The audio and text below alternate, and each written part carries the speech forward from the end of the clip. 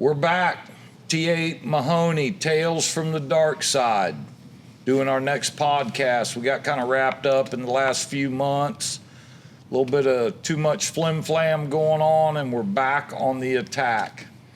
Today I brought in a good customer, a friend, which it seems like good customers turn into friends, Pablo Escobar.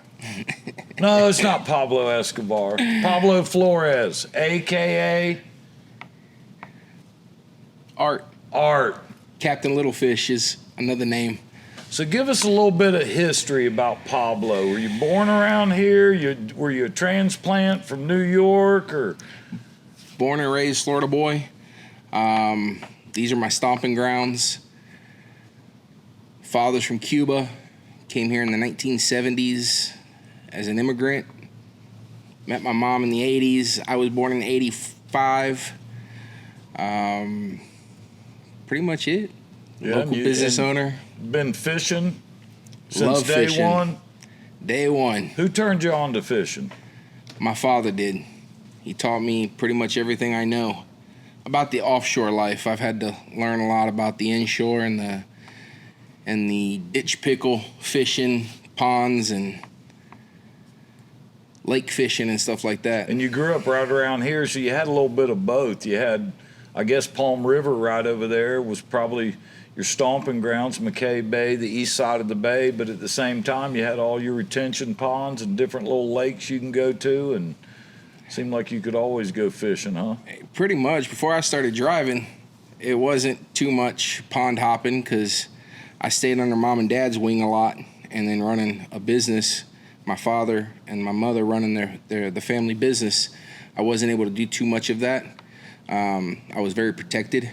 But as I got older and I started driving, I really got to explore the Tampa area a lot more.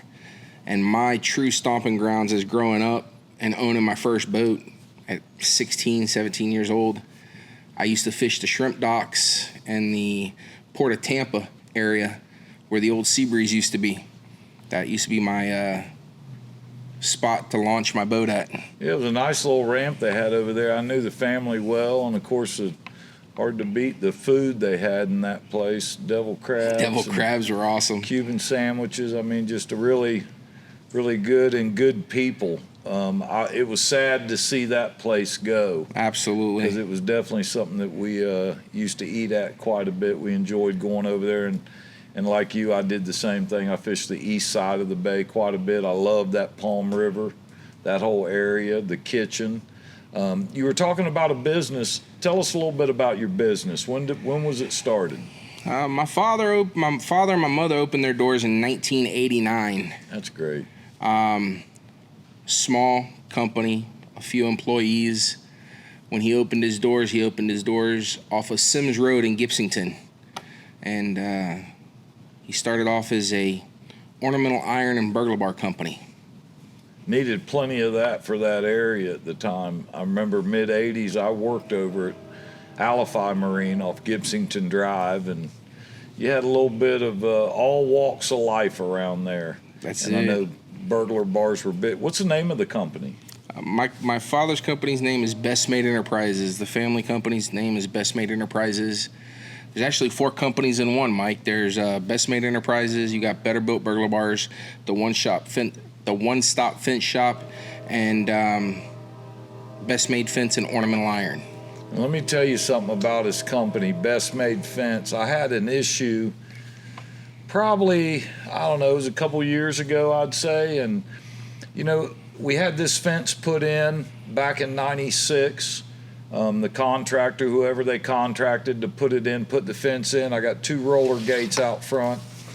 But then I started having, you know, it'd been 20, 30 years had gone by, and my daughter works here, and she was having the hardest time opening up one of the gates. What is the distance? Do you remember on my fences, the gate itself was... You have one that's 30 foot, and you got one that's 34 foot. And I think the 34-footer was the one that we would open up in the morning And at times when my daughter was here, of course, she ain't never here early, but when she does come early, she would have to open that gate and really struggle with it. And if you've ever had a roller gate after a bunch of years, you tend to have to move the thing over, which is basically pick up half the weight of the gate, move it over so it's lined up and roll it through. You know, Pablo told me I can put you a gate in here that you can open with one hand. I did. And I tell you what, I held you to it. And You for did. sure, that gate, anybody can open. So anybody out there, best made. Right here, local guys, you've been shopping here forever. When was the first time you came into Mahoney's? Whew. Back when I was fishing with Pops on the old 1991 Bayliner we used to own. So was that at the old location or this location? That was at this location. Okay, so that would have been 96 or after that. Yeah. Which is still quite a long time. You know, Sure is a very, very long time. we used to be over there in the port. What are some of the memories you have as a kid? Because I know myself, my dad, and I think all of us feel this way that fish with our families. My dad was the best. You know, he took me out. I think the reason why my dad used to take me so much is it was like a discipline thing. Because my mom would always let him go places. You can go to the Keys, you can go here, you can take a day off of work, you can do whatever you want, but you're taking the devil with you. And that, of course, would have been me. I was kind of a bad kid, but I tell you what, I don't regret the time I spent with my dad offshore, and there's so many stories and memories, it seems like, even back in those days, the grouper fishing, you know, just tremendous, big size grouper, you know, and it was, if your dad fished offshore, I can tell you this, in the 90s and in the 80s, he's a true fisherman. Today, there's so much out there. You know, I was talking to one of my guys today, Doug, and there's apps where people put what they caught and when they caught, and they take all this information, and anybody can get on these apps, and boom, all of a sudden, your learning curve took you 20 years, and theirs take a year because they go right there. But I know that the fishermen back in those days, I have tons of respect for, because that's the true fisherman. We didn't have those depth finders, Nope. or nobody could afford them. They were out there, but it wasn't like everybody had them. It was certain points. It was knowing that water, running by the compass. But give us one of your favorite memories of being out there with your dad. Well, I'm fortunate enough, Mike, that I still get to fish with my dad every time we go out. We have a 328 Sea Fox Commander that we bought as a family. So it's myself, my father, my uncle, and my little brother. That's awesome, man. In 2019, we decided as a family, group family, to go out and purchase a new offshore vessel. And we did that. But growing up, my fondest memories, we had an old trophy center console Bayliner. It was a 21 foot. And I remember my dad used to always make me wear my life jacket. And fishing was so much fun. We got into the conventional reels, and my dad used to always tell me, do not cast this rod and reel. And me being stubborn and being the hellion that I was, I always casted the reel. We were 70, 80 feet of water, and I'm trying to cast the reel. Like it mattered. Like it mattered. It's all going right there underneath you, but I'm trying to cast over there for some reason. Right. And every time I did it, I gave it a bird's nest. I galled it all up. But that made him mad, huh? Oh, it made him real mad. That had to be one of the greatest memories that I remember. If you want to incorporate bad memories, now we had to be towed back numerous times. We had an old Force 150 originally on That's that going back. Bayliner, and it was an absolute anchor. And our second place of business in Palmetto Beach, our second location or our place of business in Palmetto Beach, We were fortunate enough that it was stolen off the back of the boat. Somebody went over there and cut it off the back of the transom. Somebody actually wanted that motor. Somebody wanted it. And God's honest truth, that had to be one of the Palmetto Beach crabbers that wanted that that motor. But we ended up putting a Johnson Seahorse 175, an old That's BRP. big time. That's where it was at. And let me guess, you probably bought that from Alify, didn't you? We did. If I remember properly, the stickers that was on it all the way up to 2000, roughly 15, 16 time period is when we finally got rid of that boat, and it still ran and operated at that time. I believe it was at Alify Marine that it had the sticker on it. Yeah. I worked for Alify in the late 80s, and they were the #1 Johnson dealer in the nation. So it was kind of easy to know where you got that motor from, especially if you were on this side of town. Yes, sir. Good family, the Keskys over there. Worked for Mike Keskey, and they did a lot of stuff. What about fishing when you were a kid? What are some of the biggest fish you can remember, like stories you can tell people? Did y'all get on the grouper? Do you remember catching red snapper? Red snapper, no. Grouper, red grouper, we caught a mess of them. Obviously, black tip sharks, grouper, grunt, snapper altogether, lane snapper, mangrove snapper, stuff like that. My fondest memory, and something I'll probably never forget, and I haven't, and it's been well over 30 years, we were coming back offshore one afternoon, and we were coming out of Clearwater Pass, and they were having some sort of beach activity, and there was a helicopter flying over us real low. And my dad says, y'all pull them big old grouper out of the box and hold them up. That's awesome. And we held those groupers up to that helicopter. It still puts the hair on the back of my neck stand up.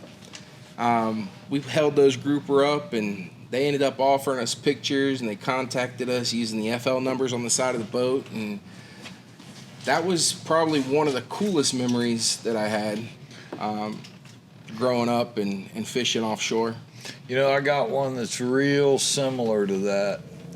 Of course, y'all had a much nicer boat than what my dad had that I went out on. I went out, and soon to be inside the store, a boat just like it. It was a 16-foot wooden boat, had a Mercury on it, one of them inline motors.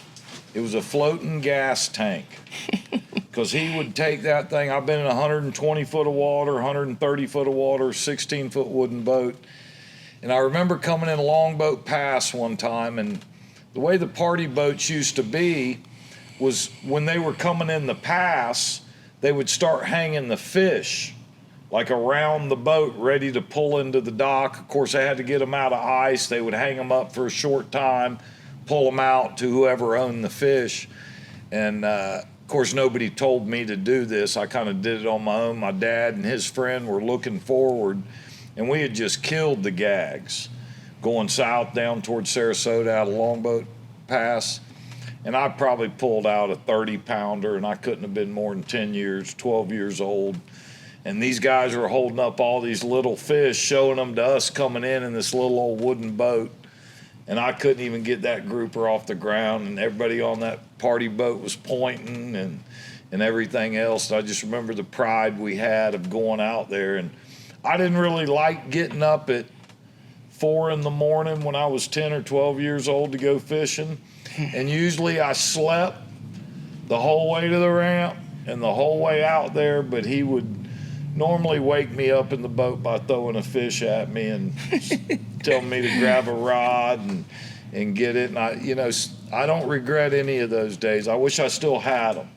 You know, it's great that you still got your father and mother, and the whole family goes out there, because it's so much more to fishing than just catching the big fish. You know, taking that family time and being around each other. I'm very fortunate, just like you are. I'm able to work with my family. Absolutely. It's sometimes you don't think that's very fortunate. You know, you get kind of upset at times, but overall it's a blessing that we have. True blessing. That we're able to be with them, because that's really, in my opinion, what life's about. It's about friends and memories and family, and, you know, everything else is secondary. Y'all do quite a bit of work. Are you the fence company itself? You'll go anywhere, correct? Pretty much anywhere throughout the state of Florida, down south, Miami, to the Keys, all the way north, Jacksonville. I mean, you just ordered some stuff from me, and you're working on Boca Grande. Yes, sir, we are. Yeah. Going to Boca Grande, got a little small cable rail job there. We'll be in the Panhandle beginning of next month to install a bunch of PVC fence and some decorative aluminum stuff and dumpster gates. Our product is, I'm proud of the business my father built, and now my father and my mother, don't get me wrong. Right. I'm proud to be able to say that as I've gotten older, I've been able to help reach other areas. Bring something to the plate. Correct. Bringing something to the plate. That's a great terminology there, Mike.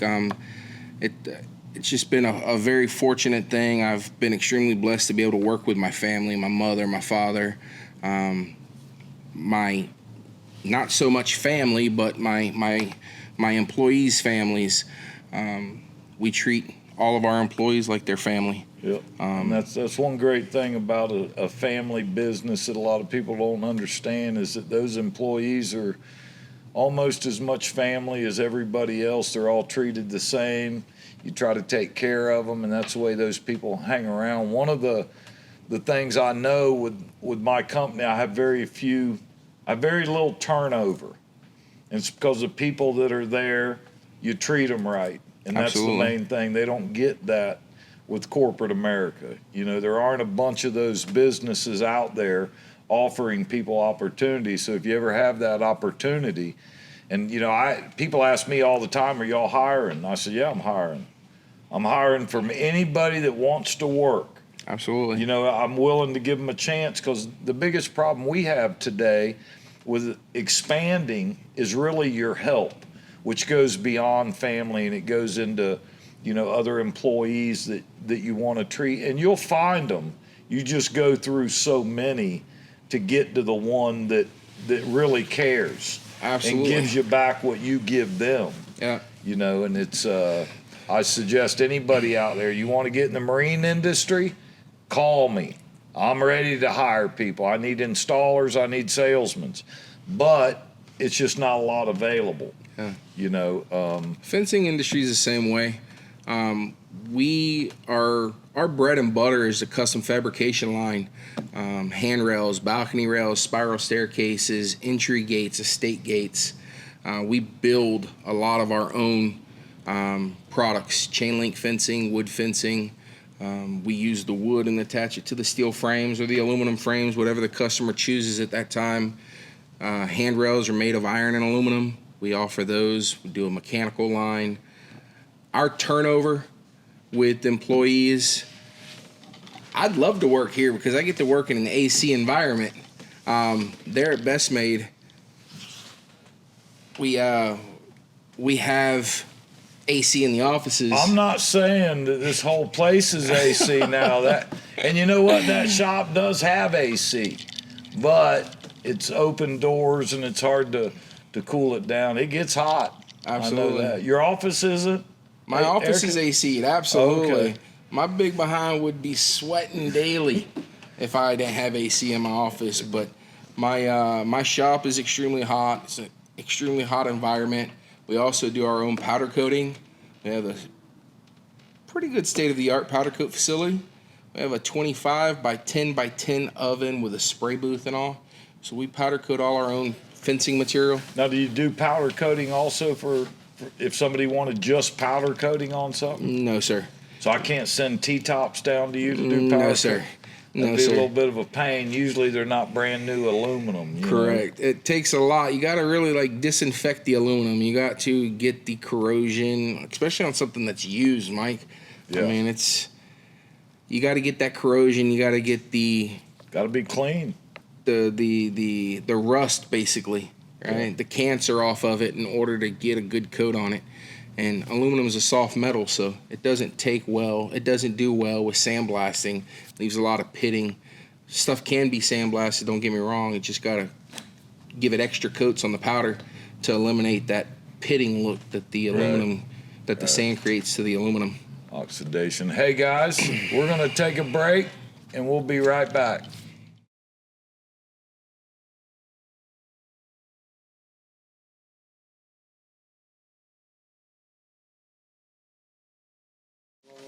We're back.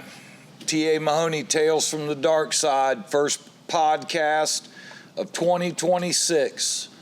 I got my friend, a customer, Pablo Flores, Best Made Fence.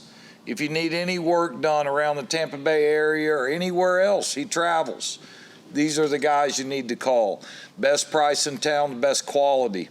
I think it's kind of funny, you put those pipes on my fence that hold the barbed wire, and I had one bent, and I thought, first, this is what amazes me, and in a lot of respect to you, by knowing what your product is. There's a lot of people out there, you know, that maybe take over a family business, and they don't really put a lot of effort in. They don't really know what's going on.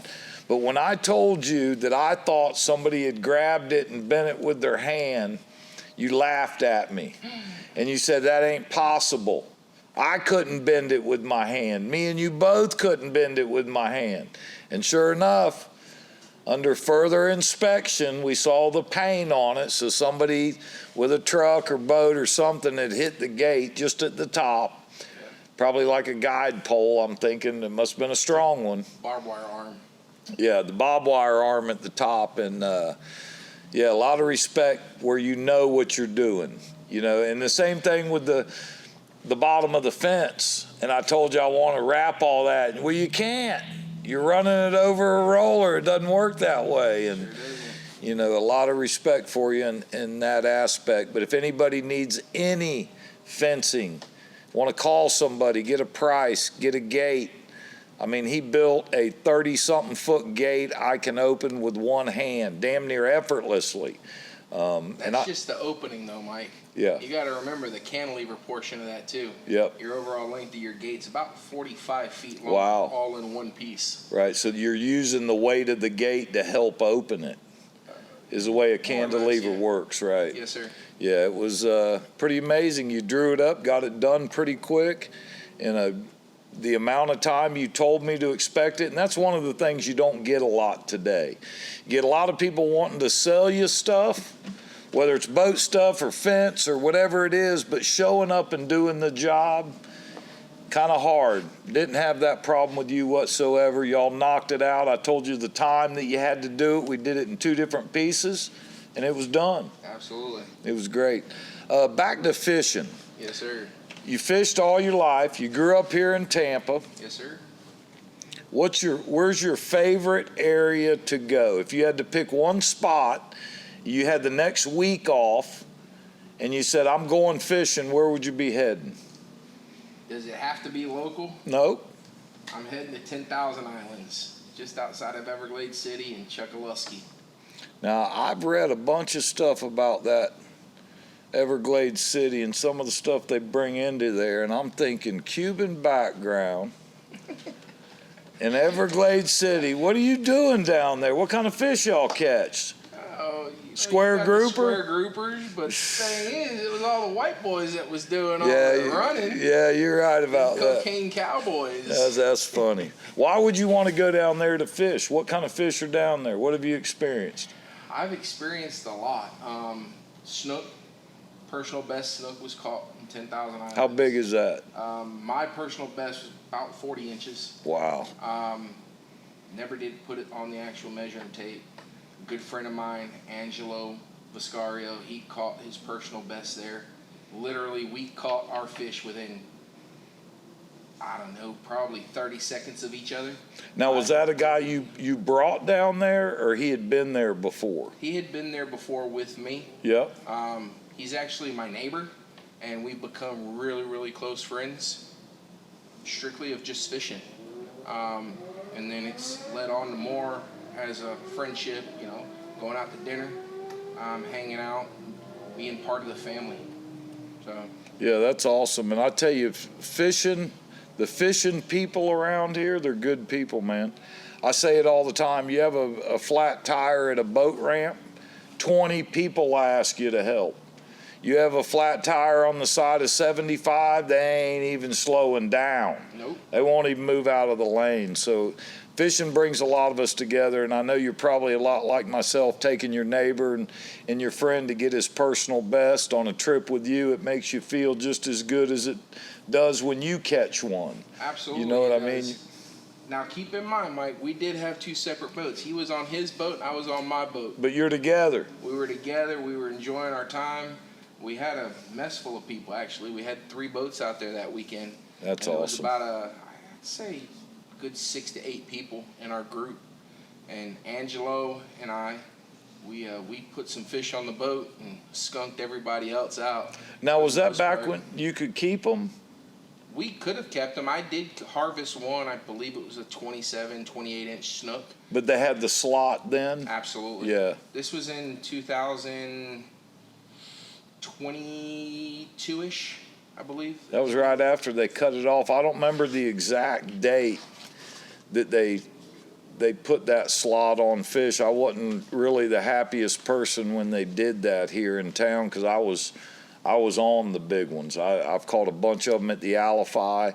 I've taken a bunch of people. You know, we've harvested 3 or 4 over 38 inches in one night there in the Alify in the fall. And some of my favorite, I don't know, have you ever been to Louisiana? I have not. That's one of my you know, one of the my bucket list states. One of the things, I'll let you know this year when I'm going, I usually go for a few days and take a couple people with me and hire some buddies out there and we go offshore. But that place kind of did it to me. You know, my parents owned some property down in the Keys and I used to go down there. I spent my honeymoon down there for 3 weeks.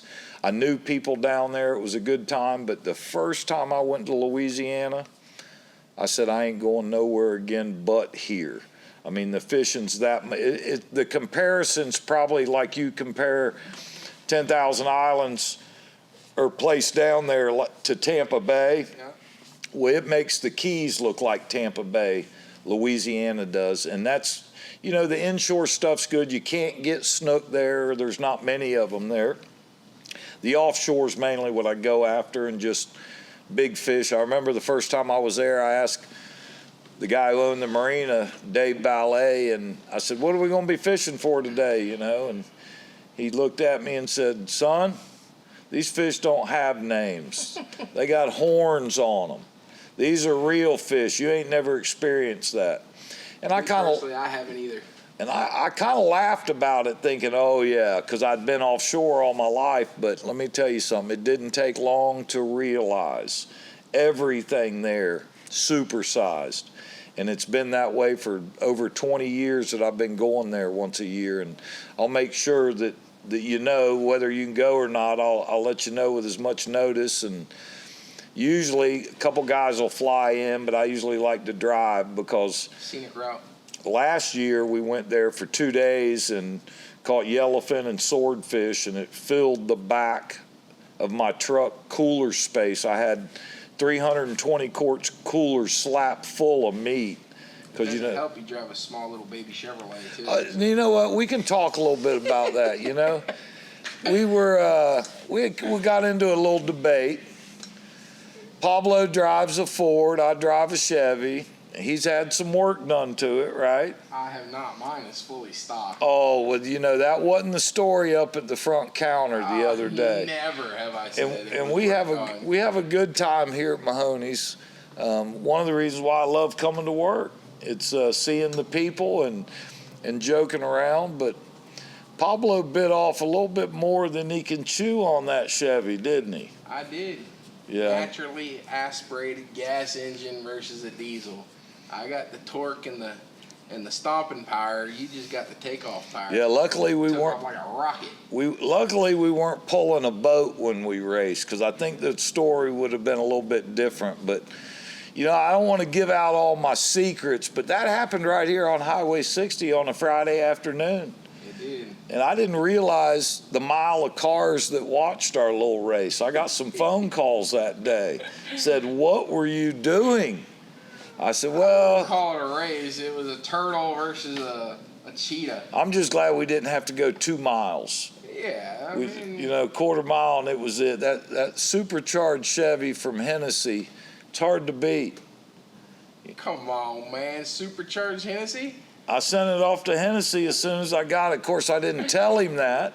Oh, no wonder. Yeah, and it ripped out of there. 50 miles an hour, which is the speed limit on Highway 60. Yeah, we didn't go over 50. We just got there quick. So We just got he there. got there a lot faster than I did. Yeah. It was more of a takeoff race. But it was fun. You know, Pablo's boat was here. We were working on it. We were jawing at the front counter back and forth, which is kind of part of the deal here. And it's kind of neat to have a place like that because, you know, most of the places you go into seems like it's not as personal. And I know one thing, that if you start showing up here and you start buying here, you actually become a friend, just like it would be in your business. People that get you to do work over time, you end up being friends with them. Absolutely. You appreciate what they're sharing the opportunity to do that work for them. Absolutely. And you have to do that good work. But yeah, it's a great time, man.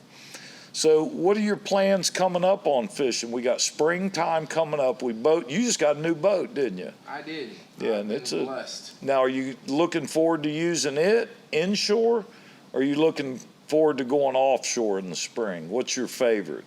My favorite to this day is offshore. I have my bucket list of fish that I want to catch. Number one has to be a big black grouper. I've caught small tuna. I've caught cobia. I've caught red grouper, gag grouper, big American reds. I want to go for a nice big black grouper. Love to catch a big swordfish. But this day and age, it's so tough to be able to get out there on good days. I mean, every year it's something different, whether that's something to do with the family, something to do with business. It's hard to get out there on them good weekends because the older I get, the more birthdays I get invited to. But I'm that type of person. And it's always on a weekend. It is. It's always on a weekend. And it's the middle of the day from 2 to 5. So Yeah, we don't usually get in at 2 o'clock on an offshore trip. you leave at 2 o'clock and you get back the next day at 2 o'clock. I like them overnight trips to the middle grounds. You know, it's funny. A friend of mine bought a brand new 40-footer, and he was wanting to go offshore, and he's wanting to catch some of them wahoo. And that's one of the things that really excites me this time of year is we get the opportunity for wahoo, sailfish. I mean, sailfish are around, but the spring is really here, and offshore fishing is some of the best fishing I've ever done. And I'm waiting, like you said, you got to get that window.